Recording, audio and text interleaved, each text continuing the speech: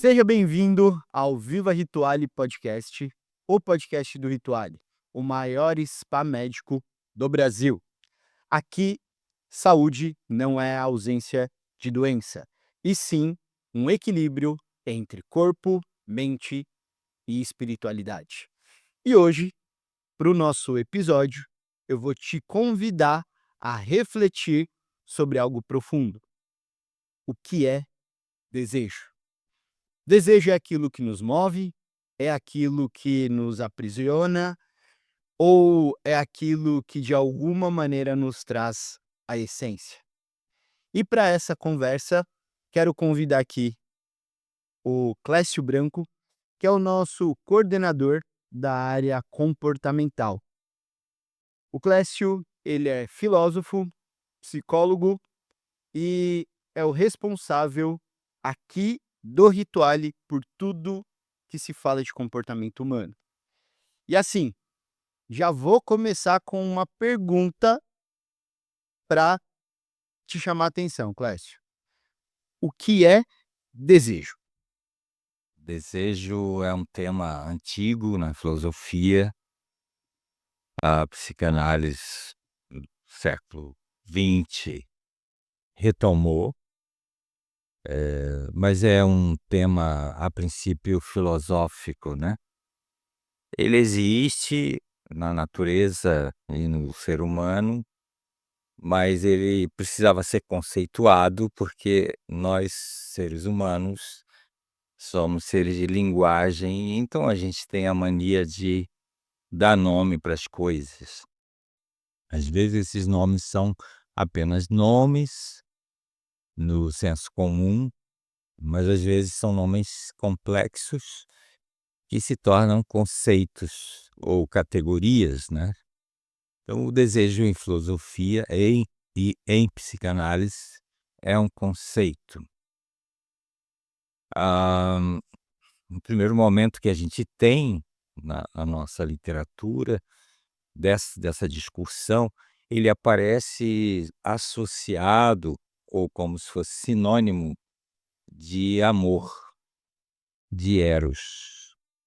Está no Banquete de Platão, onde os homens que não tinham muita coisa para fazer, né, não tinha internet, não tinha as metas de hoje, não estavam correndo sob estresse. Eles tinham tempo para pensar exatamente quando a filosofia atinge o seu apogeu, então eles se encontram para discutir assuntos interessantes a toda a humanidade, não apenas aquele pequeno lugar ali, aquele estado grego,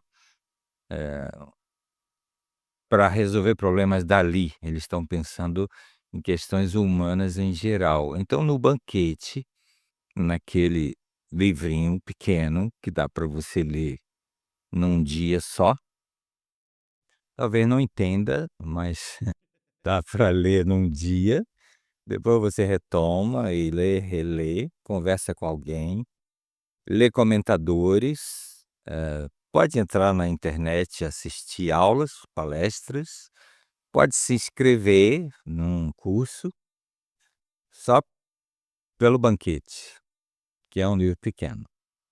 Nele também contém a apologia a Sócrates, que é a defesa do Sócrates. Então tem os discursantes ali, é um simpósio, é um encontro para debater o tema do amor, que é o desejo. Então, de todos os discursantes, eu vou escolher aqui um, apenas um, que é o discurso do Aristófanes. Aristófanes era cômico, ele falava com um certo grau de ironia e humor. E no discurso dele, ele diz: "Olha, as coisas no início eram dessa forma. Os seres foram criados todos redondos, esféricos". O que é esfera, né? Os filósofos, quando dizem as coisas, a gente tem que prestar atenção e perseguir essa coisa, porque ela não é dita gratuitamente, ela tem um significado Então é esférica, porque a esfera é a figura geométrica que não falta nada, é perfeita, né. Então, supostamente os seres eram perfeitos, não tinha nenhuma falta. E isso já pressupõe que o desejo, não seria oriundo, originário de falta. Uhum. Mas é uma contradição no próprio discurso do Aristófanes, porque vamos seguir a linha, né. As criaturas são perfeitas, e isso assusta, Uhum. porque seres perfeitos são muito autônomos, autocráticos, e o desenho que ele faz dessas criaturas, por isso que ele é um cômico, é um desenho engraçado. Essas criaturas tinham tudo em dobro. Uhum. Tinham 4 pernas, 4 braços, 2 bocas, 4 olhos, 2 narizes, tudo em dobro. Então eles tinham tudo neles, não precisavam do outro. Quem tem tudo em si, independe do outro. Isso também pode pressupor que isso levaria ao tédio, porque se o indivíduo não precisa de ninguém, ele é em si, ele também reproduz em si, né. Seriam todos hermafroditas. Fariam seus filhos em si próprio. Então isso contrariou o Olimpo, né. Os deuses do Olimpo ficaram chateados, porque essas criaturas perfeitas não adorariam os deuses, Uhum. não se construiria templos. Então eles discutiram numa comissão executiva, supostamente, e reclamaram para Zeus: "Olha, como é que vai ser isso, né?" E Zeus pensou e disse: "É verdade, vamos resolver isso." Ele desceu o Olimpo, como ele era o deus dos raios e trovões, ele sapecou um raio e cortou no meio todo mundo, no meio certinho, igual um ovo cozido, aquele que a gente usa na salada, né, Uhum. ou um linguado, como diz o Lacan no seminário sobre transferência. Que o linguado é uma metade, né, o Uhum. linguado se rasteja e parece que não tem a outra banda. E aí o Zeus pegou essas bandas, divididas e espalhou pelo mundo afora para que elas nunca, mas nunca mesmo, se encontrassem. Uhum. Então você já pode, deduzir o que vem depois, né. Aristófanes está fazendo uma sátira ali, dizendo que a partir daí então, nasceria o desejo, Vejo. ou naquele caso lá do banquete, eros, o amor, que é a mesma coisa nesse contexto. Uhum. Buscar a outra banda, a banda perdida, seria o desejo ou o amor. Platão também está fazendo uma alusão ali, porque é curioso isso, que eu não falei isso, né, que os discursantes todos ali são Platão. O Platão está brincando, com a os personagens que, de fato, devem ter existido, mas ele botou todo mundo junto e deu voz a todo mundo. Então, ele está brincando com isso, fazendo uma gracinha, dizendo: "Agora está todo mundo procurando a outra metade." Então o desejo nasceu de um corte, nasceu de uma falta. Então, se num momento anterior o indivíduo era totalizado em si, Perfeito. perfeito, mas você não pode imaginar que esses indivíduos perfeitos não desejassem, porque eles eram uma ameaça aos deuses. Então o perfeito deseja. E aí, na virada da página, ao serem cortados, passam a desejar a outra metade. Eu poderia deduzir, ao meu modo, de que o Platão estaria dizendo é assim que o Ocidente inteiro pensa, que a humanidade pensa, que deseja-se porque não tem, e que o desejo então nasceria de uma falta. Falta. Isso é uma armadilha muito grande para a construção de uma subjetividade, de uma cultura inteira, de buscar esse objeto faltoso. Eu poderia continuar falando, mas eu vou deixar você, eh, desviar o curso com uma outra questão, e aí depois eu vou retornando em parcelas. Interessante, né, te ouvir. Eu nunca tinha, visto por esse lado, e até mediante essa colocação que você traz, né, desse corte, dessa ruptura e que dentro dessa linguagem Zeus fez, e aí a gente começa essa busca do desejo pela falta. Olhando os dias de hoje, isso se transforma numa força vital, onde muitas vezes pode nos motivar, nos trazer aquela vontade de viver e fazer, ou isso pode nos aprisionar, nos paralisar em busca desse objeto tão desejado, mas talvez nunca alcançado? Ah, muito bom. Então, eh, a gente poderia falar aqui algumas horas sobre isso, né. E as 2 coisas que se cabem aqui, Uhum, são plausíveis aqui, tá. sim. Uma é, se a concepção do desejo ou do amor estar ligada a uma falta, isso vai criar um mercado de consumo, né, um mercado de produto e consumo, e vai gerar um movimento econômico e cultural, que é: eu estou me sentindo faltoso, e aí eu vi ali numa publicidade que aquilo vai me tornar feliz, portanto completo, se eu adquirir aquele bem ou aquele produto. Então aí o que estaria regendo essa busca seria o desejo como falta. Então eu vou atrás dessa coisa que me prometeram, uma pessoa especializada que sabe falar muito bem, me convenceu de que aquilo vai me trazer a felicidade, me tirar dessa tristeza. Essa tristeza pode estar remetendo a uma falta. Então eu vou lutar desesperadamente para ter aquela coisa, né. E essas coisas elas não se restringem, elas não terminam, elas sempre existirão. Eh, em outras embalagens, né, em outras formas.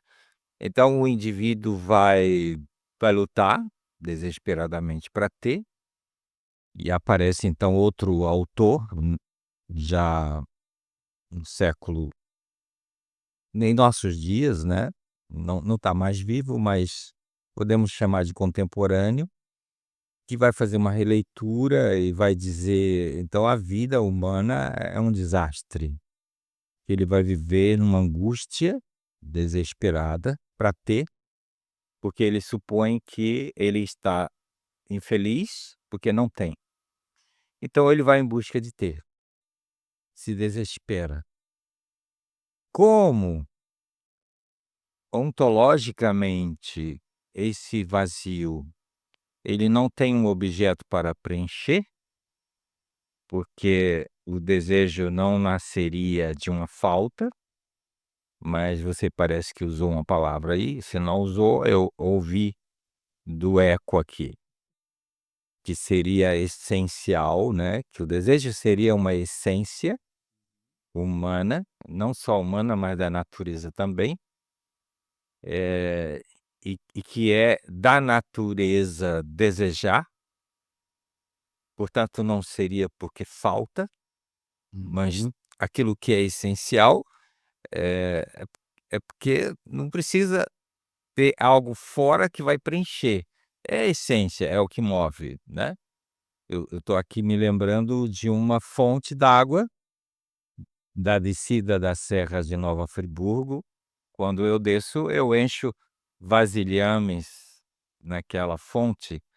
Eu chego lá, a fonte está jorrando, né, e eu encho o meu vasilhame, minha garrafa, e outras pessoas também, e quando eu saio, a fonte continua, não tem uma torneira para fechar. Quer dizer, é a essência da natureza fluir. A natureza não está fluindo porque lhe falta, porque a essência da natureza é fluxo contínuo. Então a água está lá, e eu já até brinquei com alguém e disse: "Que pena que eu vou embora e vai ficar escorrendo essa água, e não vai ser utilizada, parece desperdício, né". A outra pessoa entrou na conversa inteligentemente e disse: "Não é desperdício, a natureza vai utilizar essa água que está indo, que a gente não pega. Toda essa vegetação vai beber dessa água". Verdade. Então, nesse caso ali, está nos mostrando que o fluir não depende de falta. Então, a armadilha que esse autor que eu comecei a mencionar aqui é o ser humano pensando que a sua tristeza é por causa da falta de um objeto, ele vai correr, desesperadamente em busca desse objeto.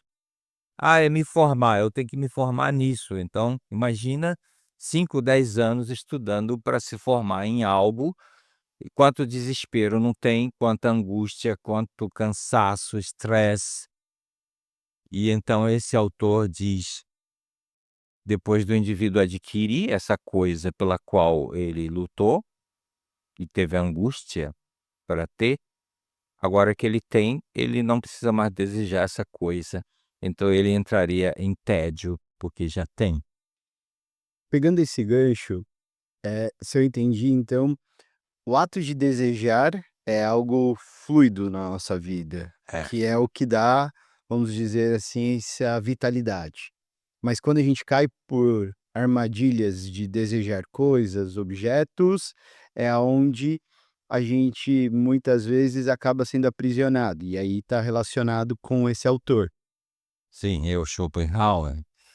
E isso, vamos dizer, explicaria o porquê hoje muitas pessoas desejam algo, conseguem e parece que entra num, sei lá, não sei se é o melhor termo, mas um vazio É ou o uma tédio. sensação, um tédio, né, falando É. assim: "Poxa", e aí eu começo a desejar outra coisa. Isso. Então, Seria exatamente por isso. como é uma essência, como não para de fluir, eh, o formar-se naquela coisa não vai cessar o Uhum. desejo.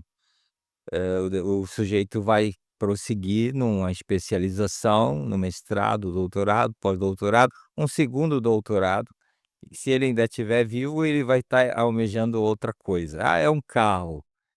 Eu tenho uma história engraçada de uma pessoa que eu acompanhei, que desejava imensamente ter um carro, mas não era um carro qualquer, tinha que ser um Ferrari. Era um rapaz, né, ele arranjou o primeiro emprego dele, era um bom emprego, ele era muito inteligente e ele disse: "Eu vou comprar meu Ferrari agora". Mas era um Ferrari usado, ele não podia comprar um novo, né. E ele trabalhou desesperadamente, juntou dinheiro, se sacrificou, abriu mão de muita coisa, ó, a angústia, comprou o Ferrari. E aí agora vem a parte ruim, né, ele botou o Ferrari lá na garagem dele. E ele foi ver que os custos para manter o Ferrari estava muito acima do salário dele.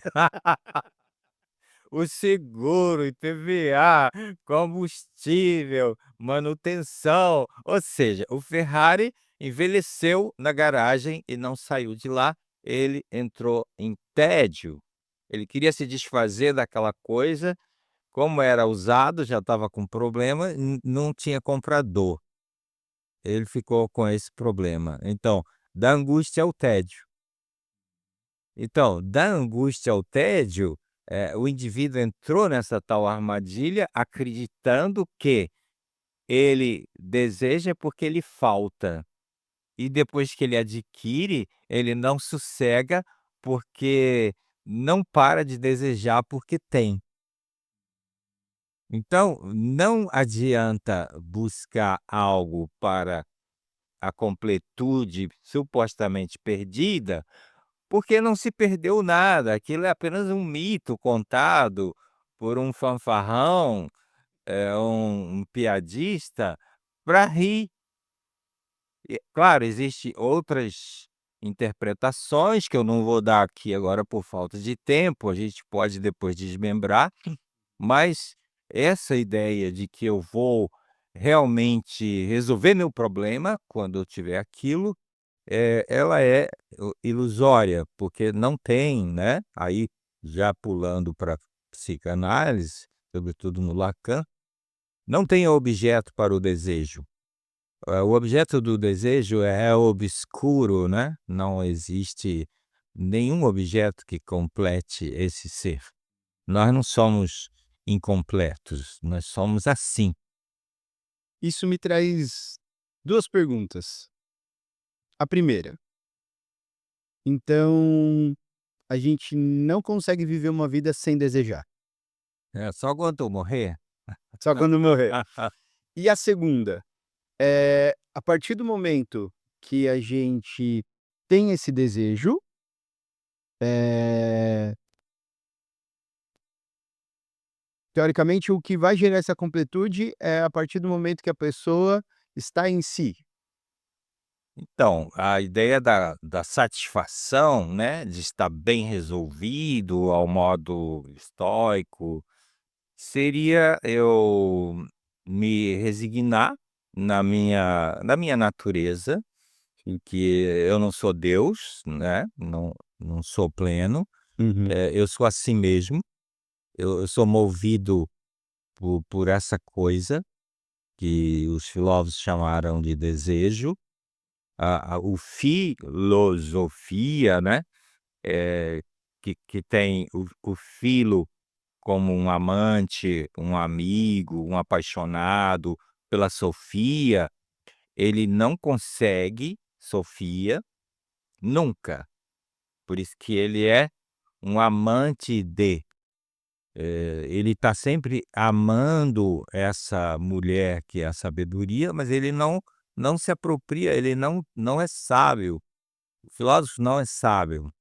Sábios são os chineses, os indianos, os os oráculos. O filósofo é um amante da sabedoria. uhum. Por isso que ele nunca fica redondo, ele nunca fica pleno. Então, o estado de bem-estar do exemplo filosófico está em Sócrates, quando ele diz de uma forma muito, que reverberou na história, né, a gente ouve até os adolescentes falarem na escola de ensino médio: "Eu só sei que nada sei", mas que é muito complexo, não é tão Uhum. simples. Mas isso seria a resignação de que: "Olha, eu sou assim, eu penso que sei, mas à medida que eu faço perguntas sobre o meu saber, ele é desconstruído. Então eu pensava que sabia, mas eu nem sabia que não sabia, agora eu sei que não sabia". Então, sobre o ter o objeto do desejo, a mesma coisa. Não existe um objeto para me tornar pleno. E por quê, né? Por que a gente diz isso com tanta certeza? Porque não há limites no ser humano para acumular coisas. E se ele acumular casas de coisas, de número de automóveis, de dinheiro na conta bancária, de propriedades imóveis, ainda faltará um, sempre.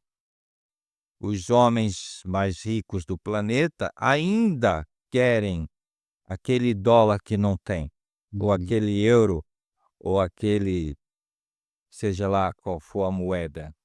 Ainda tem a barra de ouro que eu não tenho. Daí então ser essencial o desejar. E aí se misturou desejo com vontade, desejo com necessidade, todas essas coisas são oriundas do desejo. É o Uhum. desejo que anima a vontade. Uhum. Schopenhauer chamou vontade o que é desejo. No mundo como vontade e representação, é que o homem é movido pela vontade, que é o desejo, ali no banquete, e a representação é essa busca por criar coisas, por criar o mundo que a gente tem, o mundo da nossa cultura, a nossa religião, nossos sistemas.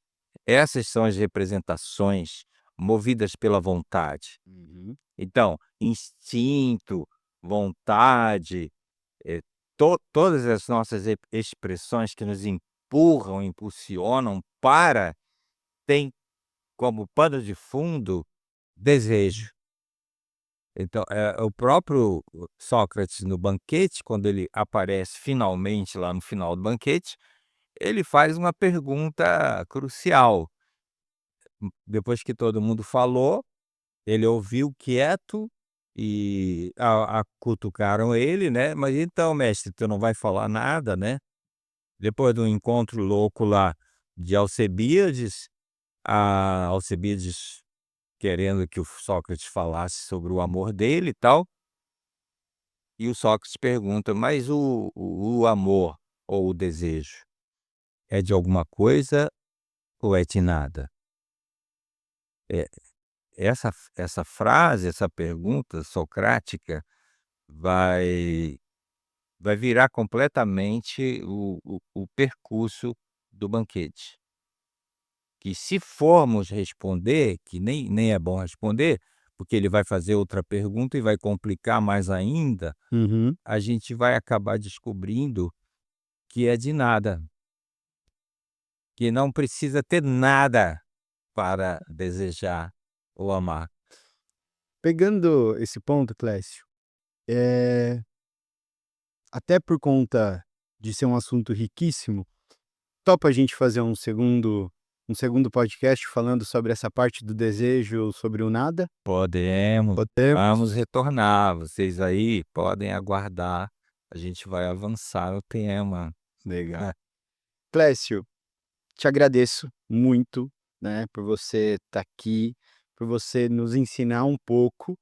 É um assunto que eu sou apaixonado.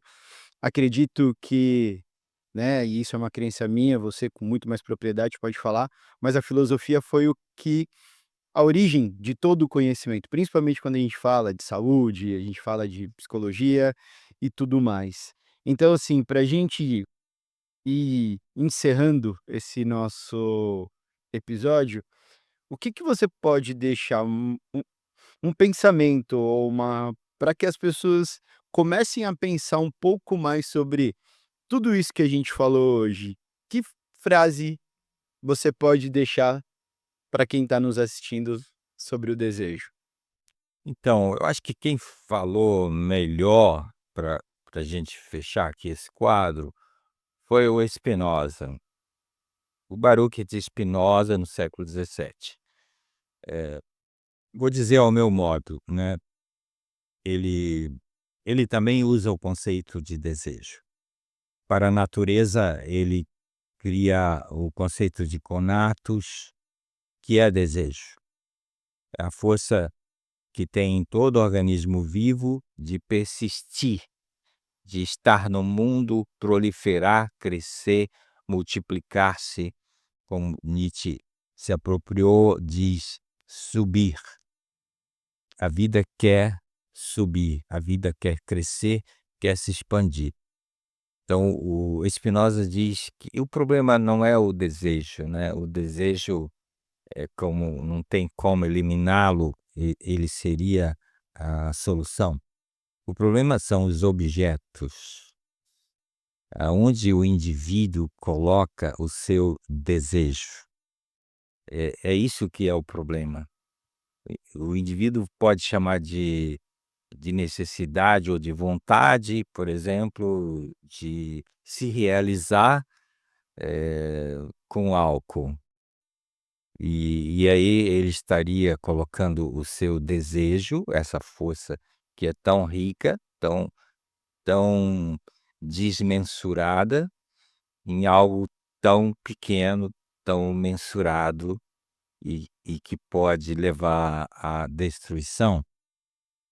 O outro pode colocar no acúmulo de coisas, mas nada disso vai estancar esse fluxo desejante. Por isso que, retomando o que você disse no início, pode ser uma armadilha, uma arapuca. Então, devemos afirmar o desejo e não nos destruirmos com ele. Não fixar o desejo num objeto, que os objetos venham, né? Que venham para enriquecer o mundo, para gerar bem-estar, gerar felicidade nas pessoas, mas não com o intuito de completude naquele objeto, porque não existe isso. Se a gente entrasse em estado de plenitude, a gente não faria solução para os problemas que estão aí. Nossa, que reflexão, Clécio. Te agradeço e ó, já tô te esperando para a parte 2 desse podcast. Combinado? E para você que nos assistiu, entendeu ou teve uma reflexão profunda sobre essa parte de desejo e acredita que essa conversa pode ajudar mais pessoas, por favor, compartilha, comente aqui, envie para o maior número de pessoas que você pode, porque a nossa missão aqui no Rituale é justamente a gente utilizar falas como a do Clécio para que a gente repense nossos hábitos, os nossos comportamentos. Então, se esse episódio fez sentido, mais uma vez o convite, compartilhe com as pessoas dentro da plataforma que você está assistindo e te espero para o próximo episódio do Viva Rituale Podcast.